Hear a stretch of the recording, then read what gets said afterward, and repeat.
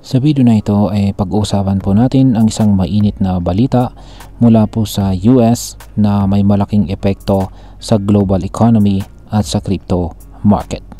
At ito po ay ang pag-akusa ni Ginoong Jerome Powell. Siya po ang chairman ng Federal Reserve kay US President Donald Trump na siya po raw ang dahilan kung bakit hindi bumababa ang inflation. Kaya bakit daw? Ito po ay dahil sa mga ipinataw ni Pangulong Trump na tariff o buwis sa mga inaangkat na produkto, lalo na mula sa bansang China. Ayon po kay Ginoong Powell, dahil dito hindi sila makababa ng interest rates kahit humihina na ang ekonomiya.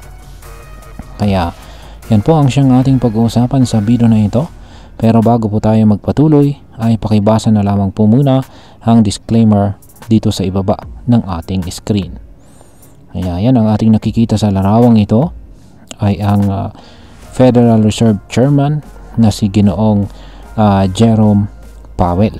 Kaya yan, si Pangulong Donald Trump daw po ang may kasalanan kung bakit hindi bumababa ang inflation. Ngayon ay simulan po natin sa kung ano po ang sinabi ni Ginoong Jerome Powell tungkol po sa inflation at mga pulisiya ni Pangulong Trump. Kamakailan lamang sa kanyang FOMC speech nitong May 7, kahapon lamang po yan, ay diretsahang sinabi po ni Ginoong Jerome Powell na ang mga tariff ni Pangulong Trump ang isa sa mga pangunahing dahilan kung bakit hindi bumababa ang inflation sa Amerika. Kung matatandaan po natin, noong panahon ni Pangulong Trump,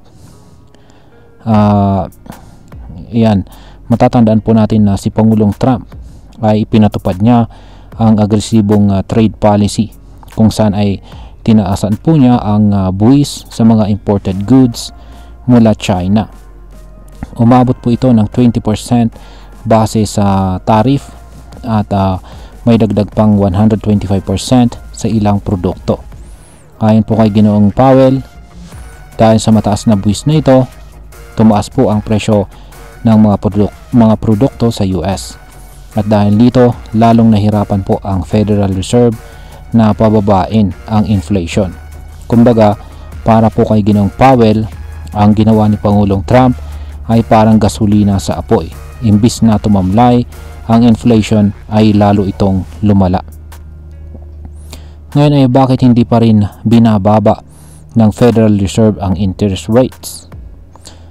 Ang tanong po ng karamihan ay kung humihina na ang ekonomiya ng Amerika, bakit hindi nila ibaba ang interest rates para mapalakas ito? Sagot po ni Ginoong Powell ay hindi pa ito pwede. Oo, totoo na bumabagal na ang ekonomiya, pero ang inflation ay mataas pa rin.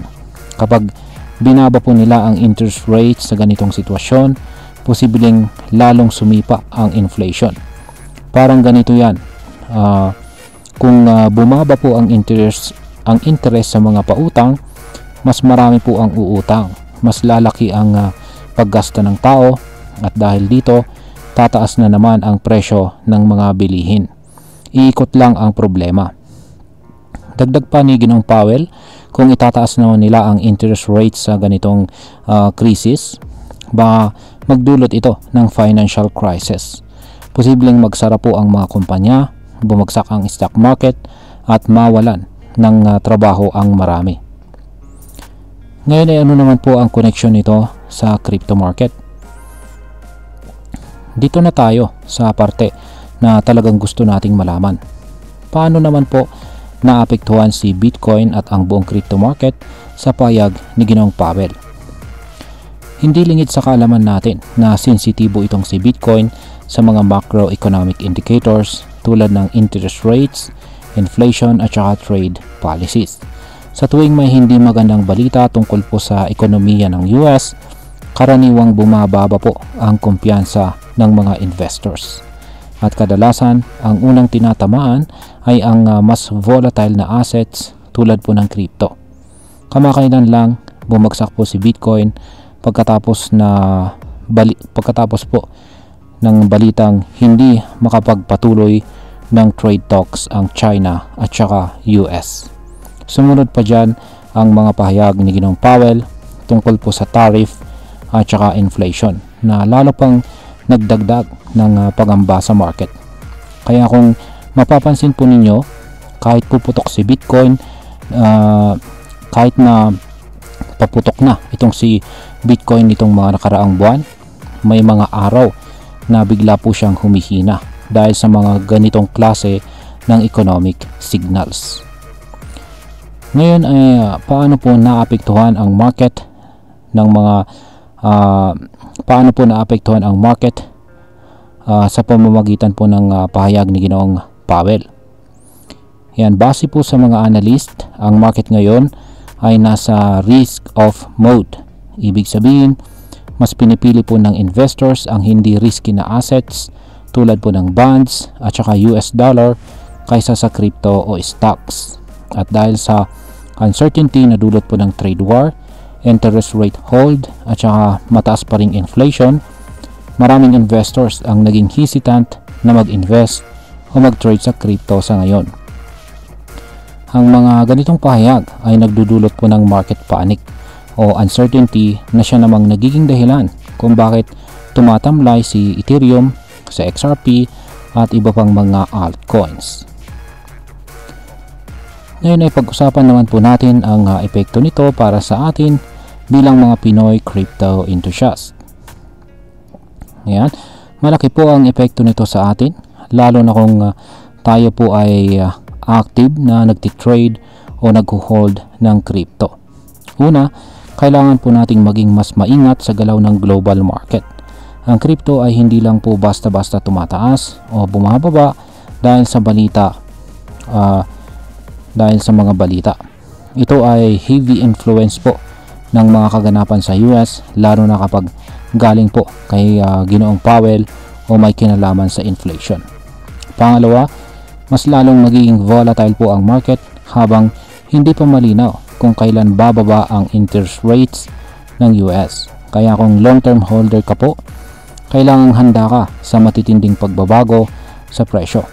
Kung ikaw naman po ay isang trader, mas magiging importante ngayon ang risk management.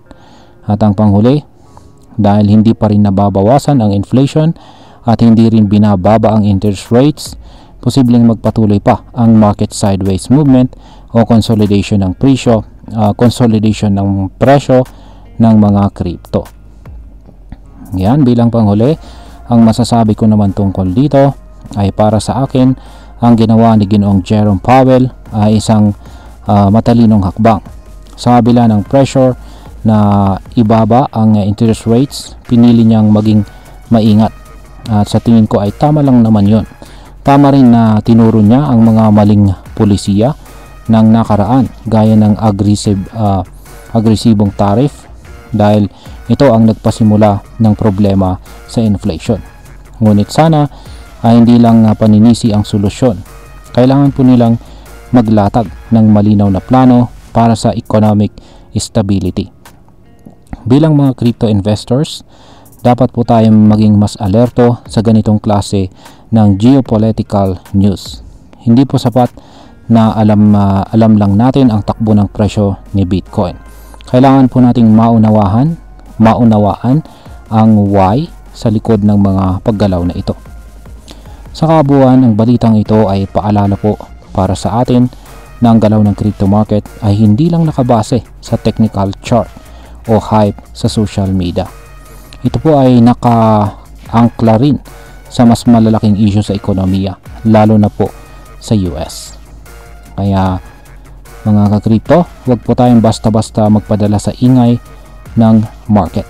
Mas mahalaga ngayon ang tamang impormasyon, disiplina sa pag-trade at pagiging alerto sa mga desisyong ginagawa ng mga taong katulad ni Ginoong Jerome Powell. At ayan, hanggang dito na lamang po tayo sa video na ito. Marami pong salamat sa panonood. Ingat po tayo lagi at God bless po sa ating lahat.